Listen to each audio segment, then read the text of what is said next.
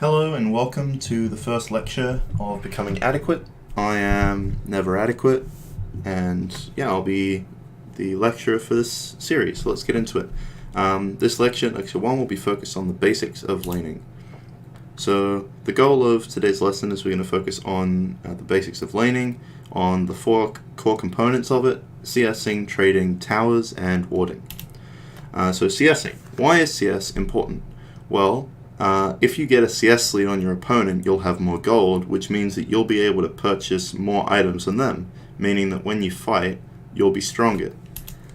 This example from an LCS game between Clutch Gaming and the Golden Guardians, which we're going to be referencing a few times in this lecture, you can clearly see that even though both AD carries, Jinx and Kai'Sa, have the same number of kills, and Jinx is up a little bit, 100 gold worth of assists, 50 gold per assist, because she's up 30 CS, she's managed to complete her first 2 items, whereas Kai'Sa has been forced to do with just 1 item and then boots, which is obviously weaker than 2 items with tier 1 boots, as Jinx has.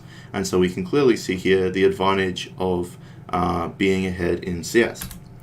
But how can you CS? How do you get the CS leads? Well, we can utilize something else in this lecture called trading, and also another thing we're mentioning, warding. But the core thing with CSing is you want to just make sure that when you hit a minion, you try to get the last hit on it. And you can practice this in a custom game, you can practice it just in ranked or in normals, but essentially being able to last hit more creeps than your opponent will generally result in you winning the game.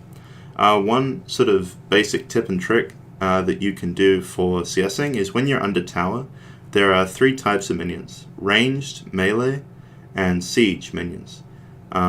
Ranged minions take 1 tower shot and 2 auto attacks to kill at early levels, and melees take 2 tower shots and 1 auto attack to kill at early levels. Siege minions, you don't really have to worry about it because they take 4 or 5 shots, but essentially it'll either be on 1 auto attack or 2 auto attacks of health at the remainder. But generally you don't want to let your siege come into tower anyway. So the tip and trick here would be to try to keep the wave outside of your tower. And a general way to do that is count how many minions the enemy team, like the enemy laner, has alive, and then how many you have. And think of it like this: if you want the wave to come closer to your tower, then you want to have less minions alive than them. So if they have 6 minions, then you want to have 5, or if they have 4 minions, then you want to have 3. If you're happy where the lane is, you want to have the same number. So if they have 4, you want to have 4, and if they have 3, you want to have 3. And if you want to push, then you want to make sure that you have more minions. So if enemy team has 3, then you want to have 4. If enemy team has 8, then you want to have 9. So that's the basics for CSing. The second thing to cover in this lecture is going to be trading. So why do we trade? Well, the advantages of trading is you can... So what is trading? Trading is basically when you fight your opponent for a short amount of time, not looking to kill, just looking to either blow cooldowns, take away their health, or take away their mana. Trading, what it can do is it can make CSing easier, it can make taking towers easier, and it can make warding less important. For example, if we go to our Golden Guardians clip, we see here Hauntzer playing as Ornn and Huni playing as Lissandra have just traded in the top lane, and Huni has lost the trade.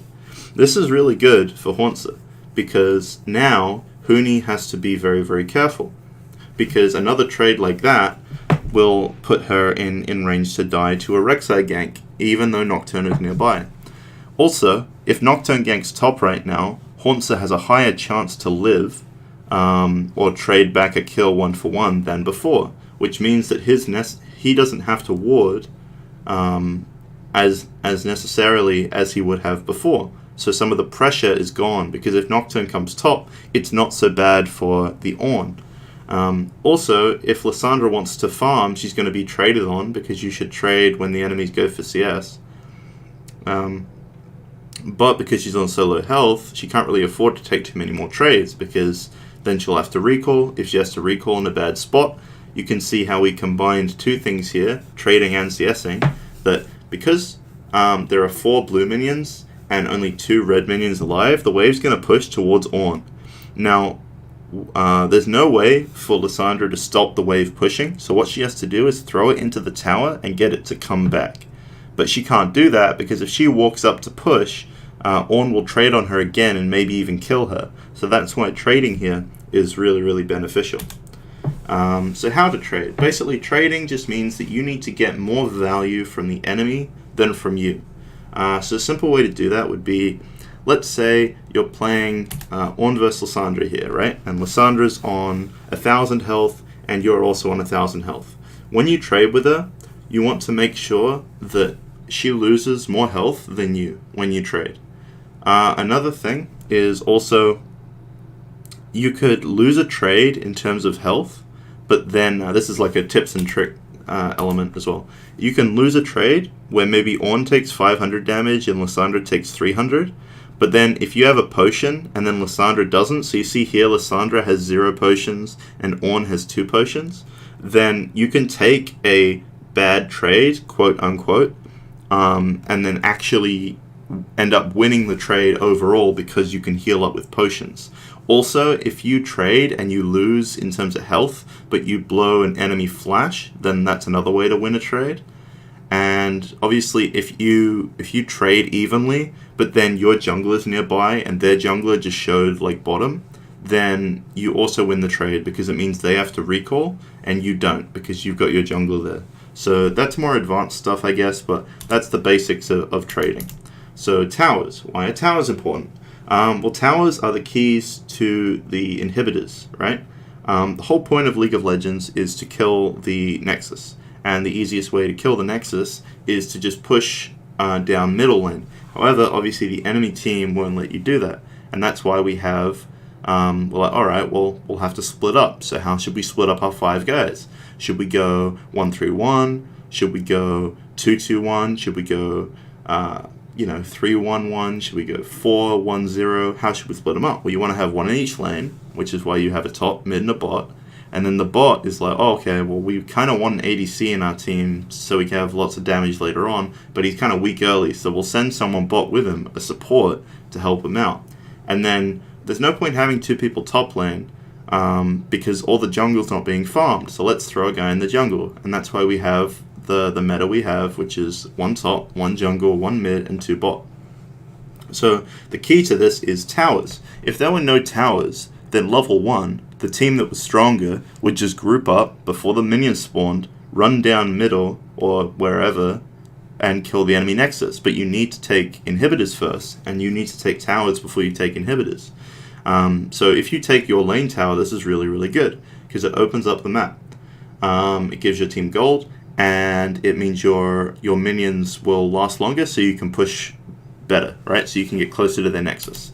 So in this example, this is quite late on into the game, but you see kills are 7-9, and the CS across the board is a little bit ahead. Obviously, Jinx has 40 CS, and Ornn has 30 CS up, so 70 CS. Each CS is about 20 gold effectively. So if we make that 70 CS into 1400 gold, the gold lead here doesn't make any sense, right? Because there's a 5k gold lead. And that, 3.5 extra k, well, let's just say 4k, has all come from, obviously, the dragons, which give 100 each, and maybe the herald, but most of it has come from towers. And you see here, if you look at the minion, at the mini-map in the bottom right, that the red minions in top are pushing, the red minions in bot are pushing all the way to the inhib, and in mid lane you have 3 people grouping, 3 against 3 actually, which should be pretty even, but obviously they're ahead or whatever. In this situation, because the towers are all taken down, you've got extra gold for red team, and they're able to push mid. So yeah, how to take towers? Well, you basically just have to damage them. What are some tips and tricks? Well, before 14 minutes, the towers have plates. And before 5 minutes, the towers have shields. However, one lane doesn't have the shield, and that's bottom lane. So if you guys have played the game for a long time, you might remember when back in, I don't remember when, I think maybe Season 5 or before, people used to lane swap. And so what they do is level 1, they'd put their bottom lane into top lane instead of bottom lane.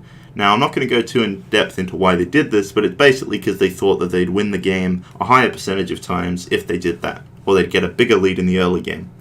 The reason they can't do that anymore is because of the tower shield. So what happens is, for the first 5 minutes, your damage to mid and top tier 1s are greatly reduced, making it essentially impossible, even if you grouped as 5 people, to kill those towers before 5 minutes. Very, very difficult to do. And bot lane does not have this shield. So if you put your bottom lane top and their bottom lane was bottom and you had a 2v1 and a 2v1, you'd end up losing your tower bot lane first because it doesn't have any shields on it. So that's a tip and trick. Also, each plate gives 160 gold, and there's 5 plates including killing the tower. So it's not just about taking the 4 plates before 14 minutes. To give you some quick numbers, if you kill 4 plates and then take the tower after 14 minutes, you get 4 times 160, which is obviously 640 gold, plus 300, 940 gold.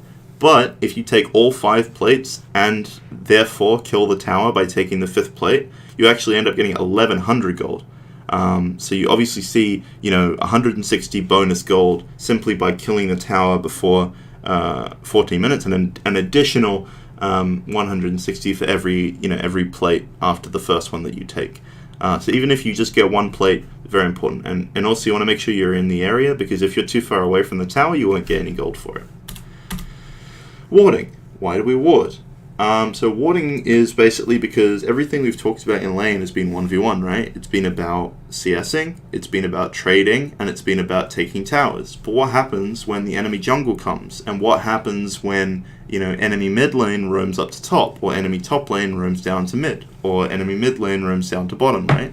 And obviously, jungle ganks, what happens? How do you avoid this? Well, one way to do that is to ward.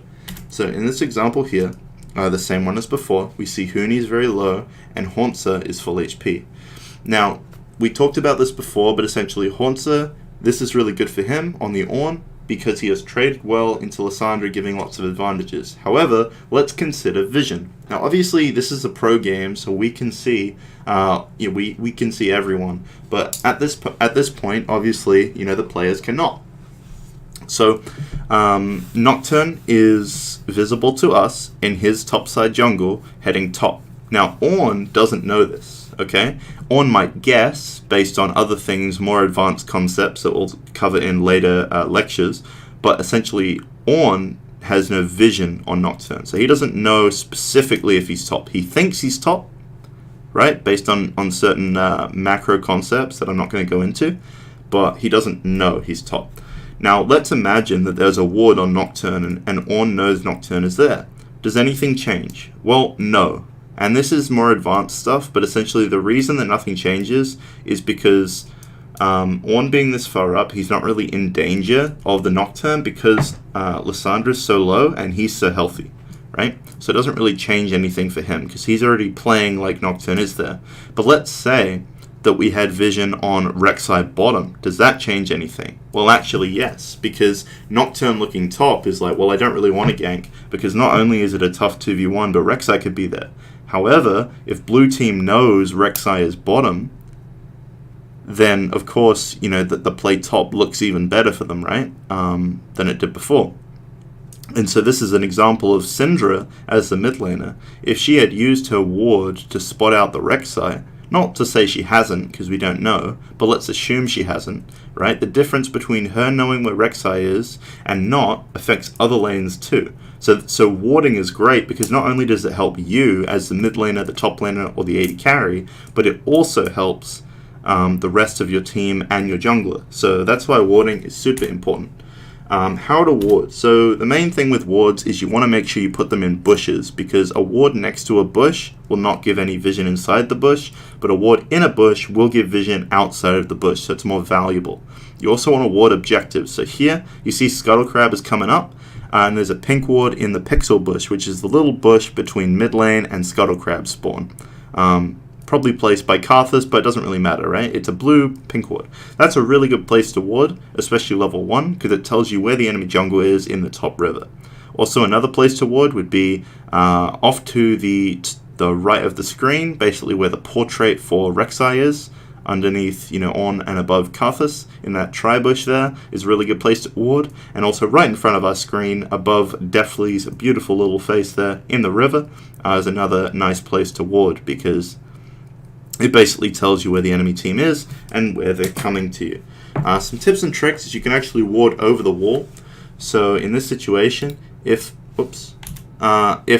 Lissandra wanted to here, she could put a ward and cast it onto the tree, one of these two trees here near the river, and it will actually bounce over the wall and go straight into the river. Now there's a way to do it into the bush. It's very specific. I'm actually not entirely sure of it, so I don't want to present that information. I'm pretty sure. Actually, no, I'm not even going to guess. It doesn't matter, but there's definitely a way you can ward from where Lissandra's standing into the river bush. Point is, you can ward definitely into the river, so that's a tip and a trick. Conclusion. So, we've basically covered CSing, trading, towers, and warding, why they are important, and these are the 4 core things of laning. So, yeah, that's basically the end of this lecture, guys. So, thank you for watching Lecture 1, Basics of Laning. I've been Never Adequate, and hopefully you guys have learned something. Alright, thank you, goodbye.